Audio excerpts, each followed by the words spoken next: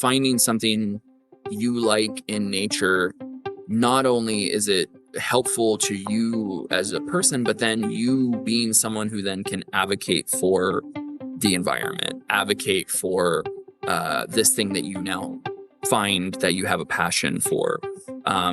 That's hugely important too, and it's what we need now more than ever. Every trail has a story, and when LGBTQ plus people gather in the outdoors, those stories become community, adventure, and belonging. I'm Justin Yoder, and this is the LGBTQ Outdoors Podcast. Hello, everyone, and welcome back to another episode of the LGBTQ Outdoors Podcast. I've, of course, got my amazing co-host and husband, Patrick Thompson, here with me again today. Hey, everybody. And, of course, got another great guest that we're excited to talk about, who's got an amazing project that we of course are very fond of, but we're going to get into that in just a little bit. Before we dive in with it, I do want to remind everybody that we have this program called the Trailblazer Society. If you aren't familiar with it and you've been wanting to try to find a way to help our nonprofit, because we are a 501c3, really trying to make a difference in the LGBTQ community and the outdoors. If you want to be able to get involved in a way, the Trailblazers Society is a great way to do that. There's different tiers that you can sign up for and give back monthly while getting some perks like educational webinars and free t-shirts and some cool stuff like that. So if that interests you, head over to our website, lgbtqoutdoors.com, and check out the Trailblazer Society. Do it. Definitely helps us and makes us become more sustainable. So it's awesome. Definitely. Yeah, let's jump in with our guest. I'm going to read a little bio so our listeners have some background. Ryan Schepers' love for nature began in a creek behind his childhood trailer park in Cincinnati, where afternoons were filled flipping rocks and discovering whatever lived beneath them. That curiosity grew into a career, earning degrees in environmental science and cellular biology, and eventually leading him to teach horticulture in a community college, where he now helps others build their own connection with the natural world. Along the way, Ryan discovered his identity as a queer person, realizing that nature itself reflects far more diversity than we're often taught. That intersection of queerness and the outdoors led him to LGBTQ Outdoors, where our mission deeply resonated with him. Now he's taken on the Appalachian Trail as both a personal journey and a fundraiser, working to ensure more LGBTQ plus people feel seen, safe, and inspired to connect with the outdoors. Ryan, thanks for joining us on the podcast. Thank you so much for having me. I'm really excited to be here. We are too. It's not every day that we have a guest that we just love them and what they're doing with being a queer person in the outdoors, but also working to give back to our organization. So that's an added bonus that we're really grateful for and excited to learn more about with you today. Absolutely. Yeah. I'm really happy to be working with you guys and to take this opportunity to do some good while also having a little adventure for myself. I love it. I have a quick question though, and we're going to have a little debate here. Appalachian or Appalachian? Appalachian, I believe is correct. I grew up in Ohio, which is kind of the plateau of the Appalachian Mountains. Yeah, it is highly contested though. So, I wouldn't fault anybody, which one way or the other, you two can sort that out, into the nitty gritty yourselves. We'll start a fight later. No, yeah. Not really. All right, well, let's kick this off and let's hear a little bit more about you. Tell us a little bit more about your childhood and where you grew up and some of that fun stuff, because I can relate to definitely running in creeks and flipping rocks and finding all kinds of fun stuff. Yeah. I grew up in Cincinnati, Ohio. My mom and I were very poor. We lived in this little tiny trailer park community, kind of on the outskirts of Cincinnati, and to me, it was perfect. It was beautiful. There was a little patch of woods directly behind our house.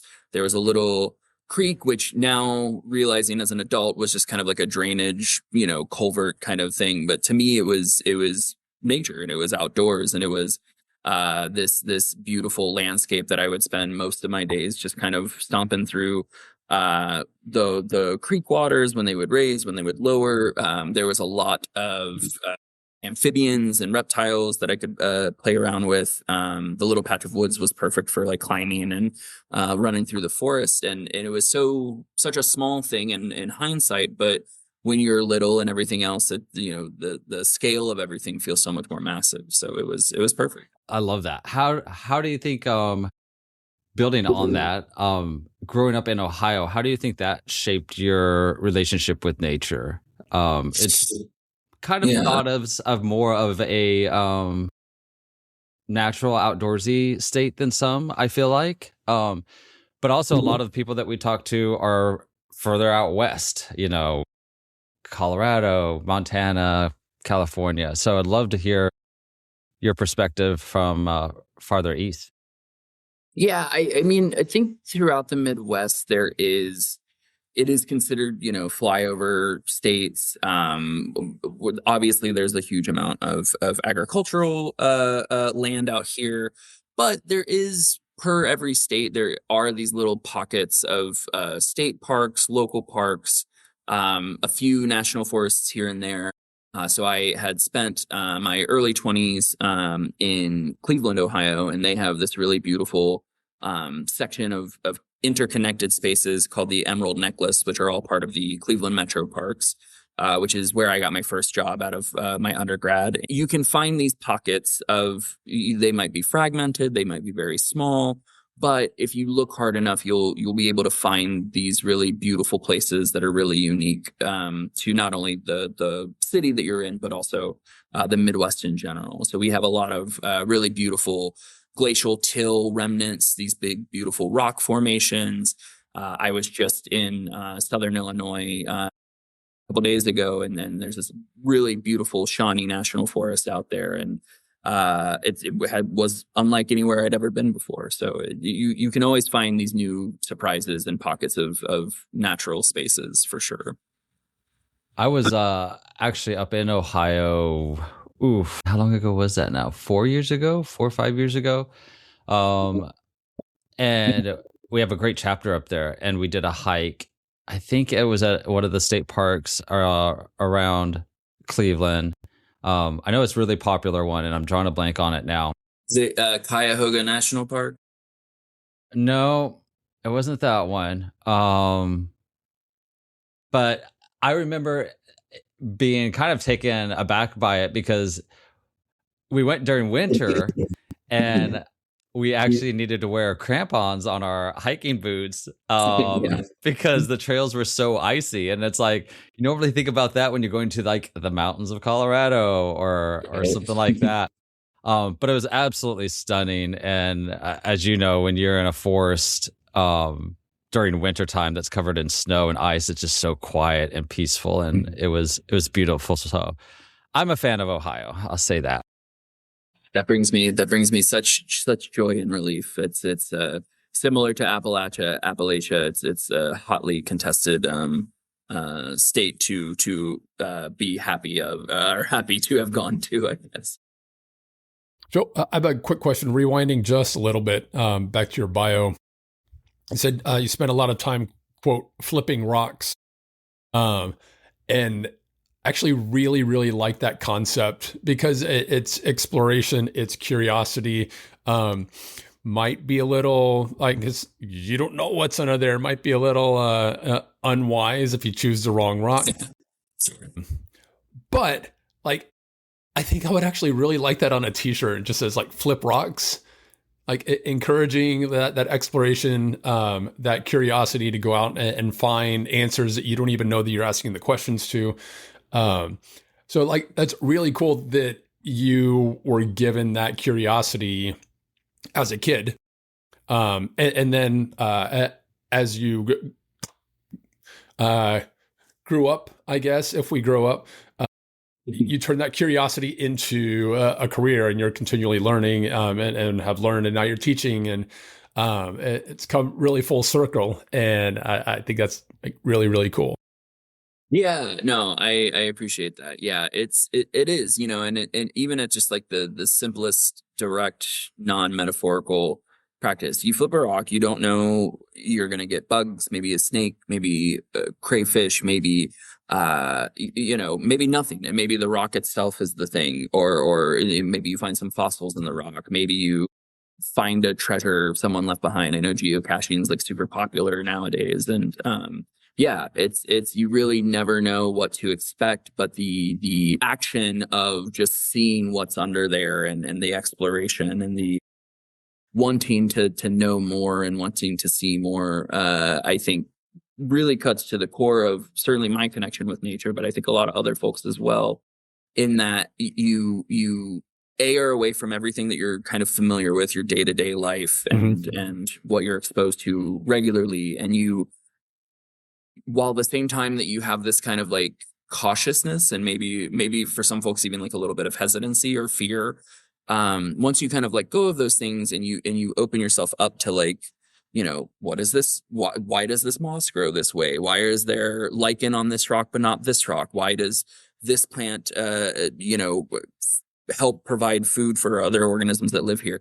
Once you kind of open up that curiosity and that inquisitiveness, really sky's the limit. You'll be able to find and learn and do more things. So just the act of wanting to see more, or wanting to flip that rock, I think is can be a powerful tool.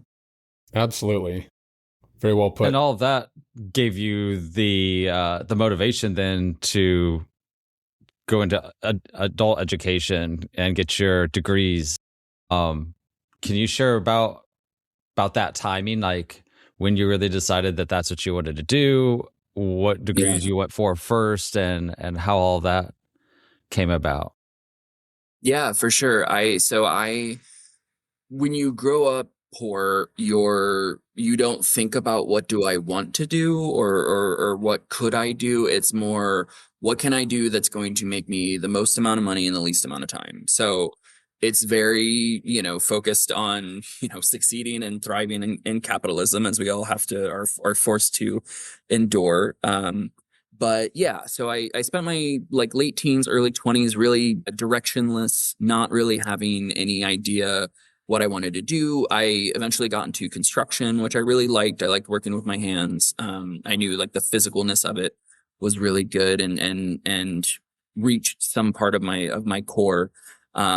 This was in 2008, and I don't know if you all remember, there was a little snafu in the housing market around that time. So I was laid off from my job, and I was really just kind of left directionless in a new, profound way, right? Like I didn't know how I was going to pay my rent. I didn't know how I was going to feed myself. And so I really took that time to kind of reflect inward about, okay, this is an opportunity for me to figure it out, and to really kind of start myself on this new trajectory that I want to be as fulfilled as possible. And I reflected back to those times when I was a kid, and all the times that I had spent hiking and being in nature, and how that really kind of reached this part of my heart that was just like, I was centered, I was at peace, I was all of these things that we strive for our souls, our brains, our hearts, our mental health. And so I decided I was going to try to find some way to get somebody to pay me to go hiking. Was my ultimate goal. And good goal. That is a very good goal. So I went to my local college and just kind of talked to an advisor there about what my options were. They suggested environmental science. And that was kind of the start of it. At the same time of kind of finding myself and figuring out what I wanted to do, I also signed up for this really incredible opportunity through an organization called Bike and Build, which took young people who wanted to kind of give back to their community through working with the affordable housing industry. So Habitat for Humanity, rebuilding together some local areas as well. And they have folks ride from the East Coast on a bicycle to the West Coast. You're in a crew of like 30-ish people. There's 8 different routes. And I signed up to do that too. And so it was kind of my first venture into really trying to live this adventurous life, to give back to my community and other communities, and kind of kickstarted my this new trajectory. I thought it would be a good way to kind of start from there. And we rode for about 2.5 months from Boston to Santa Barbara, California. We stopped in about 10 different cities, and we would, all of us would show up to a build site or demo or planting or whatever they needed us for that day. And then when I came back, I just kind of hunkered down and finished my undergrad in environmental science, and that started everything off. Okay, so just for like a little bit of big picture clarification, tell me about the study of environmental science and cellular biology and kind of like what that means. Yeah, so environmental science is a very wide, broad range of things. It's biology. It's biology kind of obviously focused on the environment, but it can include the physical structures within the environment. So you could go into geology, you could go into the folks who collect ice cores and atmospheric data, right? You could study lakes, streams, wetlands, rivers. You could study the individuals occupying an environment. You could be a zoologist. You could be a mammologist studying mammals. You could be a herpetologist studying reptiles and amphibians. You really can be anything. You can take it in any direction you want, and especially as an undergrad, it's a good kind of starting point because you maybe want to be exposed to as many things and aspects of the environment as possible. So I did a little bit of herpetology for my capstone of my undergrad, which was a lot of fun. We were repatriating an endangered species called the Blanding's turtle. And we were in collaboration with the Cleveland Zoo. They would help foster and grow individuals of the Blanding's turtle species, and then we would release them into some of the area wetlands and kind of monitor their growth and development. That was a lot of fun. But my first job that I was able to get after graduating was invasive plant management. And so that kind of started me on my trajectory with plant science, which is how I would kind of, I would call myself, I think, a plant scientist at this point. But that kind of continued on for a long time, finding jobs here and there. And then, I got really into ecosystem restoration through plants. So one of my jobs was romping through the hills of Illinois, removing invasive species, doing prairie burns or controlled burns for forest and prairies, where you kind of eliminate some of the plants that you don't want, encourage other plants that you do want to come back. And that kind of kept me on the path. And then as I felt like I had like a really good concept and understanding of the macro world, I wanted to shift onto the micro world, which to me is also just as fascinating. So then that took me into cellular biology, where I got my master's, and I've being able to kind of see the building blocks of life and then see it out in the world as it kind of develops is really incredible. And you find so many areas of fascinating facts and species, and it again kind of sky's the limit as far as what you can be exposed to. So I feel like with that background that you have in the education that you have, it really leads to understanding our natural world way better than probably the average person does. And in that process, you also realize that nature is not as straight as a lot of people think it is. Yeah, absolutely. Tell us a little bit more about that. Like, when did you first realize that? And was that part of discovering your queerness? Or did that come later? Yeah, I think oh gosh, that's a real chicken or the egg question. I think in a practical sense, I came out as queer kind of in my early to mid 30s, which was later in life than I think a lot of other folks experience. It was something that once I kind of opened myself up to the possibility, was the door was just kind of kicked wide open of like, oh yeah, of course. Like, having friends even like speak to me and they're like, oh, we didn't think that you were straight. Congratulations, I guess. It was a real like everyone knew but me kind of situation. But yeah, it was once I had that within myself, and then also, reflecting on all of because I try to read a lot about what's going on in environmental science and nature. And, once I had this kind of new angle or new insight to something I was already passionate about, then finding the connective tissue between my identity being reflected back to me in nature, it's not hard. We enforce a lot of our human existence onto nature, which is, I think, detrimental in a lot of ways, but it first and foremost, it kind of separates us from nature rather than being a part of nature, which we certainly are. And no matter how much distancing or trying to put in a box of what nature is, it can't be contained. And so it really is, there is no heteronormativity in nature. There is no binary biological sex. There is no, there are examples of that, but there are so many more examples of, fungal species that have, 30 plus different and unique genetic DNA, nuclei inside of one body, right?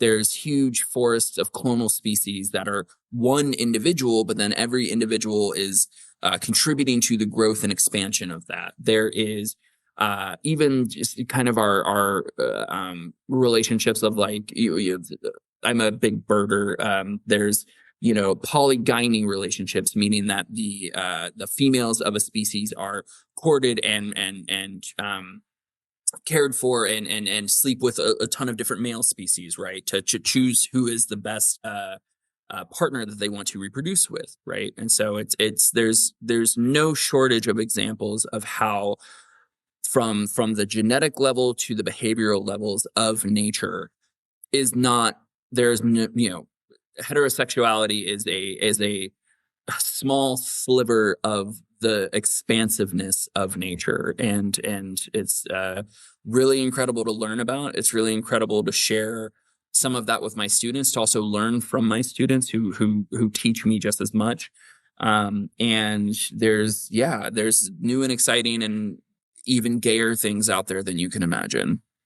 I love it. It sounds like that could be a podcast all in itself. It absolutely could be, yeah.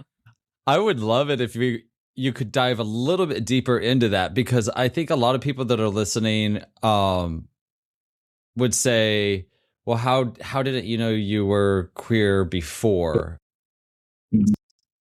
So many people have an attraction to the same sex or both. I knew that, even though I didn't know what it was called, but I knew that I was gay when I was in kindergarten. Like, I had a crush on my best friend in kindergarten as we were playing with building blocks and stuff, I just knew with this guy, I wanted what I seen, high school couples with and whatnot.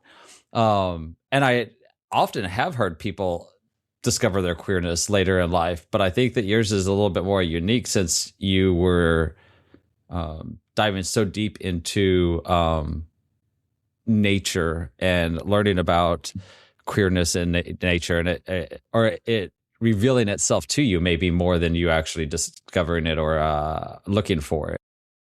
Yeah, I think so much of it was just how I was raised. I don't think that my family, I wouldn't qualify them as inherently homophobic, but I think inherently heterosexual. And so that was, given to me as, of course you're straight, like, the different ways in which that manifests, because that could be probably another podcast that we could spin off of this one.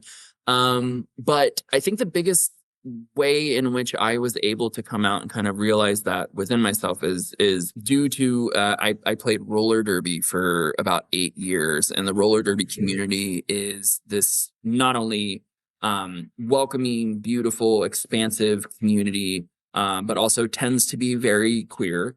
Lots of the letters of LGBTQ plus floating around in there. And it allowed me kind of the permission to explore this thing that I had kind of always had in me, but never allowed myself the permission to pursue. And so having that was a huge opportunity for me. And I don't think I would have felt the comfort, felt the safety, or had the self-reflection to realize who I was without the support and love from my friends and the roller derby community, which was wonderful. So that was a slow process, but we got there, and haven't looked back since.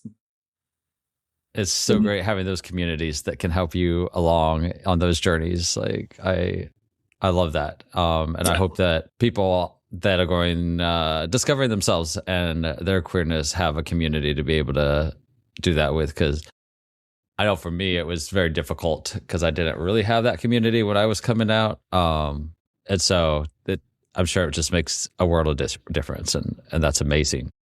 Yeah, it absolutely does. And it kind of, maybe tying it all back to nature, none of us are alone in this. We are all part of a community, and some of us have a wider expanse of what that is. Some of us maybe don't have as much of that, but maybe we're seeking that connection, and the greater the connection, the kind of more ingrained you become in your community. And that's so reflective of nature as well, right? All of these things and pieces and plants and animals and rocks and everything are interconnected with each other. And the stronger and more connections that there are, the healthier and more robust and resilient that community is. And I think the exact same thing is true for people. 100%. I totally agree with that. I'd love to hear a little bit about how you discovered us, LGBTQ Outdoors, and how you decided to get connected with us on your hike. Yeah. So I knew I wanted to do this hike in again, growing up in Ohio, we're the plateau of the Appalachian Mountains. It was always just kind of in the back of my mind of like, wow, like this is this really beautiful natural wonder we have. And how do, so many people visited there, friends of mine, loved ones. You got to go to this section. You got to go to this section. It goes from Canada all the way down to Georgia. And it always just kind of was in, it's like, wow, if I have the time, I'd really love to do something like that. And so I decided that this was the year that it was going to happen. And once I made the decision, I wanted to, similar to my bike ride, use it as an opportunity to raise money, raise awareness for things that I feel passionately about. So obviously nature, obviously the LGBTQ plus community. And I started to do a little bit of research. There's a wonderful drag performer, Patty Gonia, which I reached out to Patty. them, and they had one of their reps had sent me a list of like, you can, here's some of our resources, and you guys were on that list. And I started to look into your organization and what the goals are and what it's accomplished so far. And I thought, this is exactly what I want to do. And this is exactly like what, if I could help in any small way by doing something kind of selfish of like, in that I'm doing this hike, just for myself, but then also being able to use it as a platform to raise awareness, raise funds, anything else that I could do to kind of benefit more than just me. I was 100% on board for that. So I reached out to, I think just your general like contact listing, and somebody responded right away. We had a great conversation, and just drove my enthusiasm for LGBTQ outdoors even more. Wow. Love hearing that. Love it when people get connected with us. I know that we've had a previous conversation, so we got connected and brainstormed with a couple of our team members on how we could do this and work together on it. So tell us first of all, when are you starting, how far you're going, and when you're planning on being finished. And maybe share some of your prep that you're doing for this too, in case if anybody else is interested in doing a hike like this. Yeah. I'm starting May 18th. I'm going to be dropped in the northeastern corner of Tennessee. In my mind, I was like, I don't have like a set mileage. I'm not trying to be like, oh, I'm going to do 100. I'm going to do, I feel like if I set that intention, then it's going to storm. I'm going to be chased by bears. I'm going to, all of this stuff. So I have allowed myself to just be, I'm going to take it a day at a time. I'm going to see how far I go. I'm going to be happy and content with whatever distance I inevitably end up with. I think I'm going to allow for about a week, maybe more, maybe less, just depending on how things are going. I have a concert that I would like to be back for the following Sunday, but yeah, I think I'm just kind of, this is again going to be kind of this opportunity similar to when I was younger of self-reflection, kind of what do I want the next, handful of years to look like for myself. Yeah, so that's where we're at with what's actually happening. And then for preparation, I went to this really wonderful local business and if it's okay if I shout out the Alpine Shop in Kirkwood, Missouri. They had helped me fit my pack. I had bought a lot of stuff without really kind of knowing what I would need, what to prepare for. But they helped fit me my pack to me. They helped give me suggestions. I reached out to friends, the little Facebook communities, wherever I could get any kind of information on overnight camping, multi-day camping, boots, clothes, sunscreen, skincare, all of it. And just asking as many questions as I can, but then also just going out there, I started with a little, the campsites that you can pull in with your car and just set up a tent and sleep outdoors. And then I did a rough in, rough out with a friend of mine where we hiked about, 5-ish miles in, set up our tent, stayed overnight out, with this kind of primitive campsite. And then now the next step is to go for a couple days, local around St. Louis by myself and just make sure I'm feeling confident and good. But I think I can prepare all day long, but I think I just got to go and go out there. And that's very much me of like kind of crashing in and be like, I'll figure it out as I'm doing it, like it's for better or worse, especially with some of my loved ones and what they have to deal with as a result of that. I'm really excited about it. Good. Well, it sounds like you are taking the right steps to be prepared, which obviously as an outdoor organization, we highly recommend to anybody, but like going to a shop that you can share what your goals are, what you're hoping to accomplish, what you're doing, and them to be able to fit you and tell you exactly, yeah, you need this, you don't need that. That kind of help is invaluable in a situation like this because it's a hike, but at the same time, you don't know what you're going to encounter out there. Like you were mentioning, storms, wildlife. It's unpredictable. And so you definitely want to be prepared for something like that, to the best of your ability. But I'm kind of like you at the same time, like you can only prepare so much until you experience it. And then once you experience it, it's like, okay, I get it. Yeah. Yeah. It's that little bit of, you might have a little hesitancy. You might be nervous. You might be scared before you do this big thing. But I think once you just kind of go for it, you'll find your footing. And if you don't, then that's also fine too. If I go out there and I hike and I'm like, wow, 6 miles, I'll never do this again. And I just turn right back around. Then, I hope that doesn't happen, but I'm certainly not going to, beat myself up about it. But you're also going in with your gear, but you've also got your years of environmental science and cellular biology in your brain, which may come in handy, but I think hopefully it's more of getting to dig deeper, like out in the field and seeing something cool and pretty or interesting, but also understanding why it's cool and pretty and interesting. I think that gives you a really, really unique angle.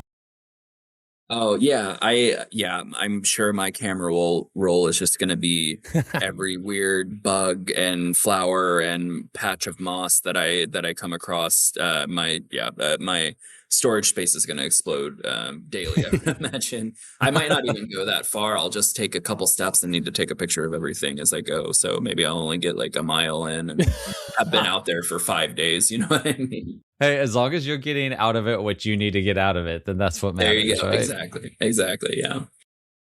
Yeah. Share with me a little bit, and us, our listeners, a little bit more about like the idea of helping others fall in love with the wilderness. Like, I know that that's a big passion of yours and part of why you're helping do this fundraiser for us. But like, why does that resonate with you so much, and you want to be able to make an impact that way? Yeah, I think no matter who you are, what your background is, I truly do believe that there is something out in the world that you could find interesting, or you could be passionate about, or you could want to learn more about, or you could just even want to be exposed to more frequently. It's not always accessible to everyone for a whole host of reasons. But I think the more, again, connection that we can have to each other, and maybe the more opportunities to take somebody who, maybe doesn't have a car or doesn't have camping stuff, or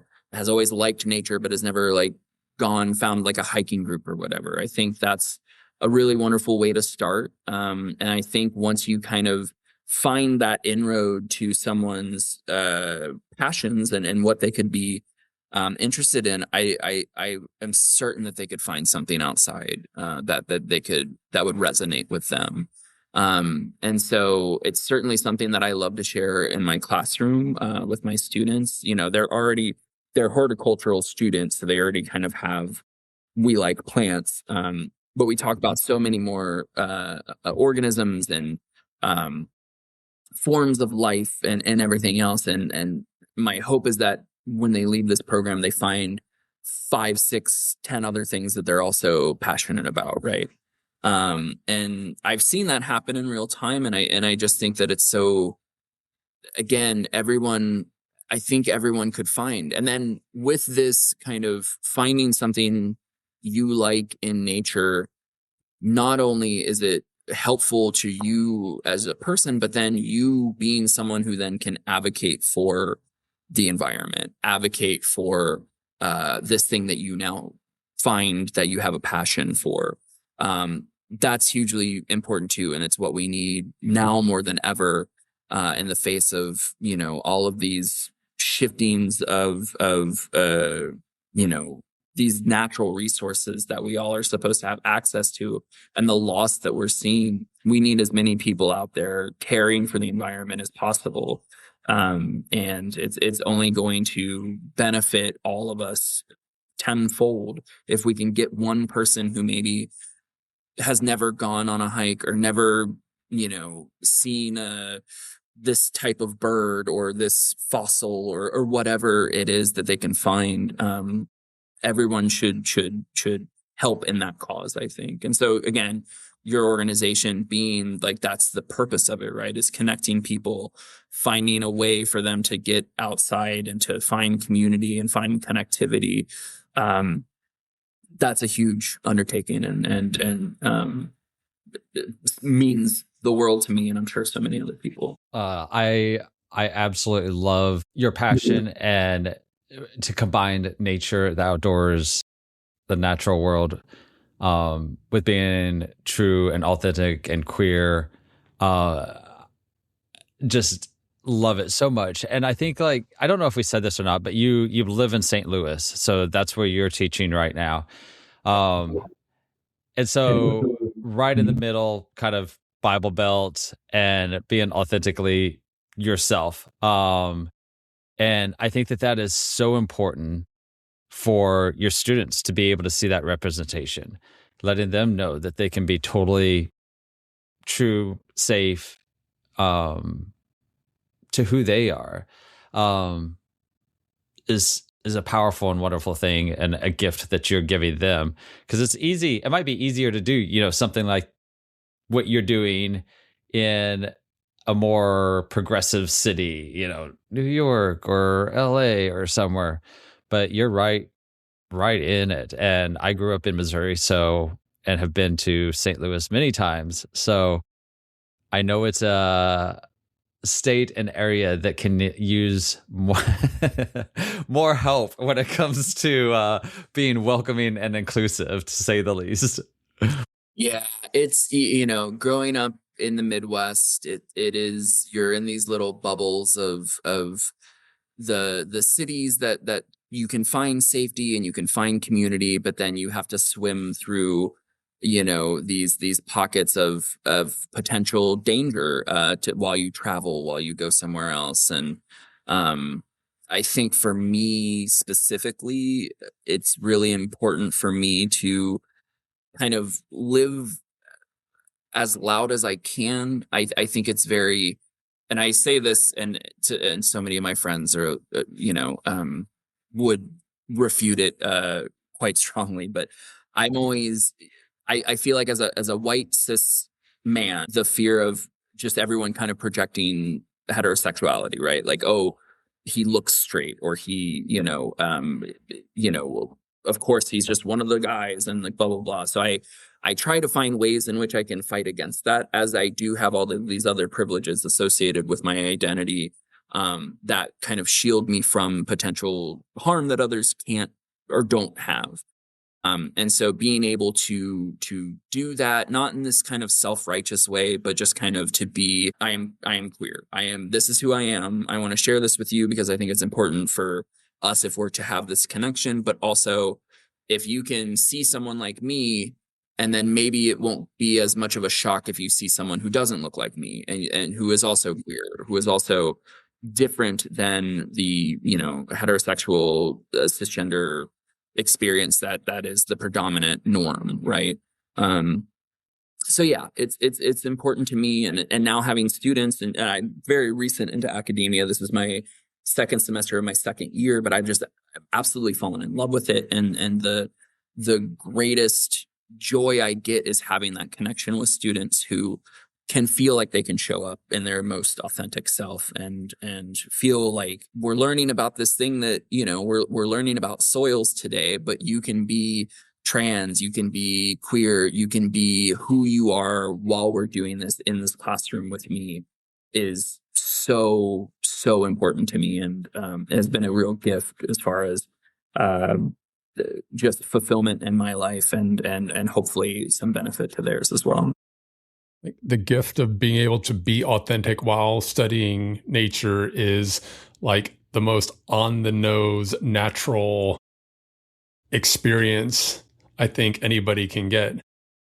Yeah. I mean, yeah. And if you can't be yourself in this beautiful natural world, where can you, and so the more spaces we can create for people to live like that, oh gosh, it's just going to be, we're all going to reap the benefits of it. Absolutely. Let's talk a little bit about action steps for people that are listening, and like what this is kind of going to look like. I know that we want to let all of our Instagram followers know about this as well. So we're going to get the word out to all of our social media about this, so that they can jump on the fundraiser, support you in this hike, and ultimately benefiting us. I know that we have some kind of fun things that we're going to do along the way too. So I don't know if you want to share about that, or if you want me to share about, like, we're going to do a Instagram live together at one point. And Yeah, whatnot. I've been kind of debating on if I would just kind of like, I might just make my profile public on Instagram, which it's private right now, and I don't mind if you can link to it, if you want to. People can friend me, just for like the bots, obviously. But yeah, I'm gonna post as much every day with cool flowers, I tripped and hurt my knee. I saw No. a bird. Just, you know what I mean? Like, you know, as much sharing as people could want or be interested in, I guess. Might get sick of it with all the moss pictures that I take. But I did just We get got a new lot of moss. people that love that. Yeah, well, I just got a new moss identification book, so I'm gonna take it with me, and I'm probably gonna be insufferable by the end of this trip. But yeah, we'll do a live, which I'm really excited about. I'm really excited about kind of the reason I'm starting off in Northeast Tennessee is because I want the feeling of crossing a state line, which I think would be really cool. But yeah, I'm gonna be sharing as much of this trip as possible. I'll probably do kind of I'll certainly be doing kind of a post-trip PowerPoint to share not only kind of what my experience was, how to tie it back to queerness and queerness in nature. I thought that would be a really wonderful opportunity. And yeah, whatever else I can do to be of service to LGBTQ outdoors and to folks who are interested but have never found somebody to ask a random question to. There's nothing I love. The only thing I love more than nature is probably our school's library database and finding new research papers to geek out about with others. So that's always open for that. So yeah.